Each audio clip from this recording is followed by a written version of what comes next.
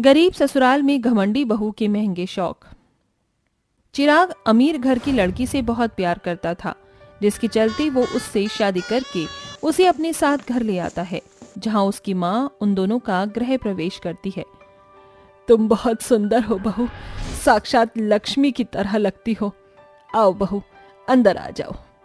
शीतल के कहने पर अनन्या घर के अंदर आ जाती है, जहां उसकी अपाहिज ननंद उससे कहती है, भाभी जी आप थक गई होंगी, चलिए मैं आपको आपके कमरे तक ले चलती हूँ, वहां पर आप आराम कर लीजिएगा। आरती लड़खड़ाते हुए अनन्या को उसके कमरे में छोड़ आती है, जिसके बाद अनन्या अपने आप से कहती है, मेरी उम्मीद से भी ज्यादा गरीब है चिराग, लेकिन अब क्या करूं, प्यार भी तो करती हूँ, अब दिल आया गधी पर तो हीरा क्या चीज है। अनन्या थोड़ी देर फ्रेश होकर आती है, जिसके बाद वो चिराग से कहती है, शादी के चलते मैंने कुछ खाया ही नहीं। चिराग जी मुझे बहुत जोरों की भूख लग रही है, कुछ खाने के लिए मंगा दीजिए, जैसे पिज्जा, बर्गर, कोल्ड ड्रिंक, ये सब ऑर्डर कर सकते हैं आप मेरे लिए। अनन्या ऐसा कहकर अपने कमरे में वापस आ जाती है, जिसके बाद चिराग अपनी जेब में हाथ डालकर पैसे ढूंढता है, लेकिन उसकी जेब में केवल 50 रुपए का नोट ही निकल पाता है। अगर पिज्जा, बर्गर और कोल्ड ड्रिंक लाकर अपनी पत्नी को दे दी तो रात का खाना कैसे बन पाएगा। आज इसे घर का खाना ही खिला देता हूँ, कल जब पैसे आएंगे तो इसके लिए उसके पसंद का खाना ऑर्डर कर दूंगा। चिराग ऐसा सोचकर अपनी बहन आरती के पास जाता है और कहता है, अरे बहना, तुम यहाँ बैठी हो, तुम्हारी भाभी को बहुत जोरों से भूख लगी है, एक काम करो, उनके लिए खाना परसो और उन्हें दे आओ। जी भैया, अभी भाभी को खाना देकर आती हूँ। आरती एक थाली में खाना परोसती है और उससे लड़खड़ाते हुए अपनी भाभी के कमरे में ले जाती है, जहाँ खाने की शक्ल देखते ही अनन्या थाली को फेंक देती है और कहती है, अरे तुम्हारा दिमाग खराब हो गया है क्या, ये जानवरों वाला खाना मुझे खिलाना चाहती हो? मैं ऐसा खाना नहीं खाती, मैं या तो जोमेटो से ऑर्डर करती हूँ या फिर स्विगी से। कहाँ है तुम्हारे भैया, उन्हें बुलाओ। तभी वहाँ चिराग आ जाता है। अरे ये क्या, थाली तो नीचे गिरी हुई है, कोई बात हुई क्या? बोलो क्या हुआ अनन्या, तुमने खाना नहीं खाया? कितनी बार कहा है आपको, और आपको समझ नहीं आता कि मैं तुम्हारे जैसा जानवरों वाला खाना नहीं खा सकती। मेरे लिए अभी के अभी पिज्जा, बर्गर और कोल्ड ड्रिंक ऑर्डर करो, नहीं तो मैं कुछ नहीं खाऊंगी। अनन्या के ऐसा कहने पर चिराग को कुछ समझ नहीं आता और वो अपनी जेब से 50 रुपए निकाल कर अपनी पत्नी को दिखाता है। अरे 50 रुपए में मेरे लिए क्या ही आएगा, एक काम करती हूँ, मेरे भैया को कह देती हूँ, वो तुम्हें पैसे दे देंगे और उसके बाद तुम मेरे लिए ऑर्डर कर देना। अनन्या अपने भाई को तुरंत फोन करती है, जिसके बाद उसका भाई विक्रम फौरन ही पैसे ट्रांसफर कर देता है, जिसके बाद चिराग को बहुत बुरा लगता है, लेकिन वो अपनी पत्नी के शौक को पूरा करने के लिए उसकी पसंद का खाना ऑर्डर कर देता है। ये लो अनन्या, जो तुमने ऑर्डर करवाया था वो मैंने मंगा दिया है, अब तुम पेट भरकर खा लो। अनन्या बहुत खुश होती है और पिज्जा, बर्गर खाने लगती है, तो वहीं दूसरी तरफ चिराग की माँ और बहन सूखी रोटी से खाना खा रही होती हैं। कुछ ही देर बाद अनन्या को बहुत ज्यादा गर्मी लगती है, जिसके चलते वो चिराग से कहती है, पता नहीं किस लेवल के गरीब हो आप लोग। अरे मैंने तो गरीब के गरीब घर के अंदर भी ऐसी देखा नहीं है जैसा ये है, और तुम्हारे घर में तो एक सही से चलने वाला पंखा भी नहीं है। मैं चाहती हूँ कि मेरे कमरे में एक एसी हो। मेरी इतनी औकात नहीं है कि मैं एक एसी खरीद पाऊँ। देखो जैसा भी है तुम्हें इसी में गुजारा करना होगा, इससे ज्यादा मैं कुछ नहीं कह सकता। चिराग ऐसा कहकर वहां से चला जाता है, जिसके बाद वो फौरन अपने भाई को फोन करती है और अपने घर पर एक एसी के साथ फ्रिज भी मंगा लेती है। चलो ये तो बहुत ही अच्छी बात है, अब मुझे ज्यादा दिक्कत नहीं होगी और इस गरीब खाने में मुझे अपने एसी वाले रूम की याद भी नहीं आएगी, क्योंकि अब मेरे ससुराल में मेरा एसी आ गया है। अनन्या एसी की हवा खाकर बहुत खुश होती है, जिसके बाद वो फ्रिज से ठंडा पानी लेकर पीती है और ये सब शीतल देखकर कहती है, अरे बहू इतना ठंडा पानी मत पी, कहीं तेरा गला खराब ना हो जाए। तुम जैसों को गला खराब होता होगा क्योंकि तुम कभी ठंडा पानी नहीं पीते। हमारे तो बचपन से ही ऐसे शौक रहे हैं जैसे कि हमारे आगे कोई है ही नहीं। अब ठंडा पानी ही तो है, इसमें कौन सी बड़ी बात हो गई। चलिए माँ जी, अब ज्यादा मत सोचिए। ये सुनकर शीतल को बहुत अजीब लगता है, लेकिन वो कुछ नहीं कहती। कुछ ही देर में अनन्या अपने कमरे में बहुत ज्यादा बोर होने लगती है, जिसके चलते वो अपने पति से कहती है, इतना खाली खाली से लग रहा है मेरा कमरा, देखो ना। आपको नहीं लगता कि, आप बताओ, यहाँ किसी चीज की कमी है? मेरे हिसाब से तो किसी चीज की कमी नहीं है। सोने के लिए बिस्तर है, हवा के लिए पंखा है, और अब तुमने एसी भी लगवा लिया है। अब किस चीज की कमी है? और देखो तो यहाँ तो ठंडा पानी पीने के लिए फ्रिज भी है। मैं सारे दिन बोर हो जाती हूँ। मेरे मायके में तो कितनी बड़ी एलईडी थी, वही बड़ी वाली स्क्रीन पर मूवी देखने में बहुत मजा आता है। मैं चाहती हूँ कि वैसा ही कुछ हमारे कमरे में भी हो। तुम्हें पता भी है बड़ी स्क्रीन टीवी कितना महंगा आता है। इतना खर्चा करना मेरे बस की बात नहीं। तुम्हारे शौक तो दिन प्रतिदिन बढ़ते ही जा रहे हैं। ये सुनते ही अनन्या को गुस्सा आता है और वो गुस्से से कहती है, अरे बोल तो ऐसे रहे हो जैसे मेरे सारे शौक तुमने ही पूरे किए हो। अरे मेरे माता पिता और मेरे भाई ना होता तो इस घर में ना तो एसी आता ना ही फ्रिज। ये सुनते ही चिराग को बहुत बुरा लगता है, जिसके बाद वो बिना कुछ कहे वहां से चला जाता है। कुछ ही देर में अनन्या अपने माता पिता को फोन करके अपने घर पर बड़ी स्क्रीन टीवी भी मंगा लेती है। ये सब देखकर चिराग से बर्दाश्त नहीं होता और वो अनन्या से कहता है, जब से तुम इस घर के अंदर आई हो तब से ही किसी न किसी चीज का तुम्हारा शौक रहा ही है। तुमसे शादी करने से पहले ही मैंने तुम्हें सब बता दिया था कि मैं तुम्हारे कोई शौक पूरे नहीं करवा सकूंगा, लेकिन अपने माता पिता से कहकर तुमने ये सब सामान मंगाया और अपनी ख्वाहिशों की पूर्ति की, क्योंकि मैं इस लायक नहीं हूँ। इसलिए मैं कहता हूँ कि अब तुम अपने आगे की जिंदगी भी अपने माता पिता के साथ ही गुजारो, क्योंकि मेरी इतनी औकात नहीं कि मैं तुम्हारे सारे शौकों को पूरा कर पाऊँ। ये सुनते ही अनन्या के पैरों तले जमीन खिसक जाती है, जिसके बाद उसे अपनी गलती का पछतावा होता है और वो रोते हुए अपने पति से कहती है, आपने बिल्कुल सही कहा, मैं कुछ ज्यादा ही अपने शौक को लेकर ऊपर ध्यान दे रही थी, जबकि मुझे आपके और आपके परिवार के ऊपर ध्यान देना चाहिए था। मुझे गरीबी में भी अपने सारे शौक पूरे करने थे, लेकिन आपने सही वक्त पर मुझे सही बातें बोलकर समझाया। मुझे माफ कर दीजिए, मैं आज के बाद ऐसा दोबारा कभी नहीं करूंगी। मैं आपसे बहुत प्यार करती हूँ, आपको छोड़ भी नहीं सकती। अनन्या के मुंह से ऐसी बात सुनते ही चिराग उसे गले से लगा लेता है, जिसके बाद अनन्या अपनी अमीरी का घमंड छोड़कर अपनी सास और ननद के साथ मिलकर घर के कामों में हाथ बटाना शुरू कर देती है और उनके साथ खुशी खुशी रहने लगती है।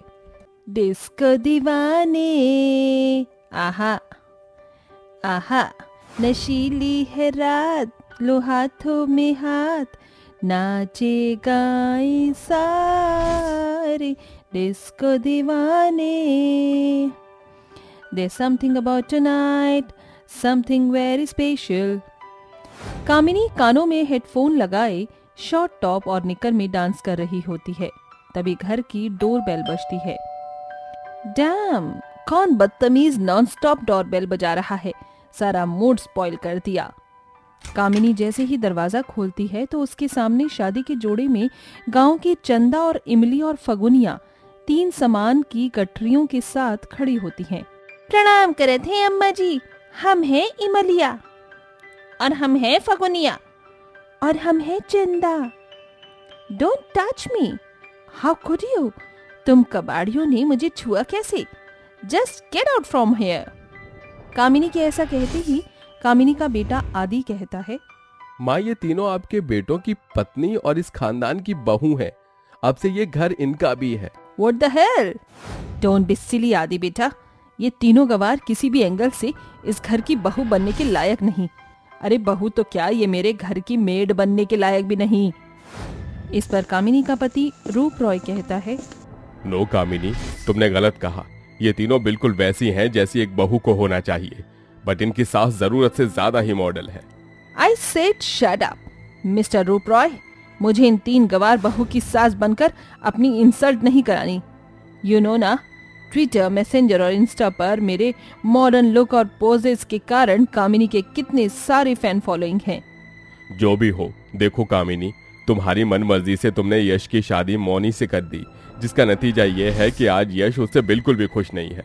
बहू घर की लक्ष्मी होती है, मगर इस घर में आते ही मौनी को भी तुम्हारी तरह मॉडल बनकर रहने का फितूर छा गया है। इसीलिए वो घर की एक भी जिम्मेदारी नहीं निभाती। इसलिए मैंने अपनी बेटों की शादी अपने बचपन के दोस्त हरिशंकर की बेटियों से कराई है। अब ये इस घर की बहू है। ये सुनकर कामिनी अपनी तीनों गवार बहुओं को गुस्से से घूरती हुई अपनी मॉडर्न बहू मोनी के कमरे में चली जाती है। क्या हुआ मम्मी जी, आप इतने गुस्से में क्यों हैं? कामिनी अपनी मॉडर्न बहू मोनी को सारी बात बताती है। अब तू ही बता, मोनी बहू, इन जैसे गवार को देखकर गुस्सा नहीं आएगा तो क्या। मगर मम्मी जी, अब जो होना था वो हो गया, अब हम कर भी क्या सकते हैं। अगली सुबह तीनों बहुएं नहा धोकर सभी के लिए देसी स्टाइल में खाना बनाती हैं। अम्मा जी, ससुर जी, आ जाइए, खाना तैयार है, जल्दी से आ जाइए। लेट्स गो मम्मी जी, चलो चलकर देखते हैं इन तीनों गवार ने कौन सी खिचड़ी पकाई है। तीनों बहुएं सभी को खाना परोसती हैं। जुग जुग जियो मेरी प्यारी बहू, क्या खाना बनाया है तुम तीनों ने। आज बरसों बाद गांव का स्वाद चखने को मिला है। अम्मा जी, जिठानी जी, आप भी खाइए ना। हाँ हाँ, खा रहे हैं। मोनी और कामिनी मुंह बनाकर खाना खाती हैं। तभी इमली कहती है, अम्मा जी कैसा बना है खाना। बहुत अच्छा। अरे अच्छा कि बहुत अच्छा। अरे पेट भरकर खाइए अम्मा जी, लजाइए नहीं, और लीजिए। इतना बोलकर इमली ढेर सारा चावल अपनी मॉडर्न सास कामिनी की प्लेट में परोस देती है। पर जैसे ही दाल डालने वाली होती है कि तभी दाल कामिनी के कपड़ों पर गिर जाती है, जिसके कारण कामिनी गुस्से में इमली पर चिल्ला पड़ती है। ओह गॉड, तुम्हारी गवारपंती के कारण मेरी इतनी महंगी ड्रेस खराब हो गई। ये ड्रेस पूरे 10,000 की है। हायो दादा, कपड़ा आधा दाम ज्यादा, ई का चक्कर है अम्मा जी। Just shut up, this is too much tamarind, मैं तुम्हें देख लूंगी। अम्मा जी तनिक ठहरिए तो, माफ कर दीजिए, हमको नहीं पता था कि रायता फैल जाएगा। इमली से हुई गलती के कारण मॉडर्न कामिनी उसे गवारपने का भर भर कर ताना देती है। ऐसे ही वक्त गुजरता है। तभी एक दिन मोनी वॉशिंग मशीन में कपड़े धो रही होती है। तभी चंदा पूछती है, अरे ए मॉडर्न जिठानी जी, ये आप क्या कर रही हैं और ई का है? इसे वॉशिंग मशीन कहते हैं। बस ये एक बटन दबाती ही इसमें सारे गंदे कपड़े अपने आप धुल जाते हैं। अच्छा, ऐसन का? ये तो बड़े काम की चीज है। इसी तरह दिन गुजरते हैं। तभी मौनी एक शाम को बाजार से सब्जी लेकर आती है। चंदा, ओ चंदा, जरा इन सब्जियों को वॉश करके फ्रिज में रख देना। वॉश माने धुलाई। अब इतनी सारी सब्जियों को हाथ से धोने की जरूरत का है? इका तो हम वॉशिंग मशीन में एक बार में धोई डालेंगे। इसके बाद चंदा सारी सब्जियों को वॉशिंग मशीन में डालकर बटन दबा देती है। अरे दादा, ये वॉशिंग मशीन इतनी खटर पटर काहे कर रही है? कहीं भूकंप तो नहीं आने वाला? एक काम करते हैं, इस पर बैठ जाते हैं। ऐसा बोलकर चंदा वॉशिंग मशीन पर बैठ जाती है। अचानक वॉशिंग मशीन से शॉर्ट सर्किट होता है, जिससे डरकर चंदा नीचे उतरकर चिल्लाती है, जेठानी जी, अम्मा जी, फगुनिया, इमलिया, जल्दी आओ। ओह गॉड, अब तुमने क्या गवारपंती कर दी टैमरिंड? हम तो बस इसमें सब्जी धो रहे थे अम्मा, अचानक ये रॉकेट के जैसा थरथराने लगा। मेरी गवार बहू वॉशिंग मशीन सब्जी धोने की नहीं, कपड़े धोने की मशीन है। पूरी वॉशिंग मशीन का सत्यानाश पीट दिया। जानती है, पूरे 1 लाख का लॉस कर दिया तूने। अरे मोरी मैया, गई भैंसैया पानी में। हमारी लुल्लपंती के कारण 1 लाख का नुकसान कर दिया हमने। अरे बंद करो ये मेलोड्रामा। जब से तुम तीनों गवार मेरे घर आई हो, नाक में दम करके रख दिया है।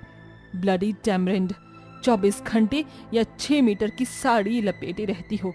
ना मेकअप का सेंस है, ना ड्रेसिंग सेंस तुम तीनों को। किसी भी एंगल से कामिनी की बहू नहीं लगती, गवार कहीं की। ये कहकर कामिनी वहां से चली जाती है और तीनों बहुएं आपस में बात करने लगती हैं। अरे ई कामिनी का खुद को बिपाशा बहू समझती है, जब मन चाहे हमें गवार कहती रहती है। अब हमें कछू तो करना होगा, वरना हमारी मॉडर्न सास को हमारी कदर समझ नहीं आएगी। इसके बाद तीनों गवार बहू अपनी मॉडर्न सास की तरह दिखने के लिए अपने अपने पति की महंगी जीन्स काट कर उसे छोटा करके पहन लेती हैं। साथ ही हाई हील्स पहनकर मेकअप करके अपनी सास के कमरे के बाहर खड़ी होकर टशन में कहती हैं, मैं आए ढोकिंग अम्मा जी? हाँ, आ जाओ। बताइए अम्मा जी, अब लग रही है ना हम तीनों मॉडल सास की मॉडल बहुरिया। मॉडल नहीं, वॉर्डम लग रही हो तुम। 1 इंच के हील में तुम तीनों इतना लड़खड़ा रही हो। मेकअप भी एकदम बेढंगा किया है, एकदम लंगूर लग रही हो तुम। तीनों चाहे कितने भी पापड़ क्यों ना बेल लो, अपनी मॉडर्न सास को कभी टक्कर नहीं दे सकोगी तुम। गवार हो और गवार ही रहोगी। बस करो अम्मा जी, हमको गुस्सा न दिलाओ, वरना अगर हम गवार बहू का एक हाथ पड़ गया तो कानपुर में हड़ताल छा जाई। जब देखो गवार कहती हो। अरे होगी तो मॉडल सास, मगर खुद को मिस इंडिया मत समझो। ये कहकर तीनों बहुएं उदास मन से वहाँ से चली जाती हैं। तभी मौनी कहती है, मामी जी, आपने उन तीनों को जरूरत से ज्यादा बुरा भला बोल दिया, आपको ऐसा नहीं करना चाहिए था। ओ प्लीज मौनी बहू, अब तो उन तीनों गवारों के फेवर में मत बोल, वरना मेरी फ्रस्ट्रेशन तुझ पर उतर जाएगी। ऐसे ही वक्त गुजरता जाता है। एक दिन संडे की सुबह तीनों बहू पूरे घर में गोबर से पोंछा लगा देती हैं और घर के मंदिर में गोबर की पूजा करती हैं।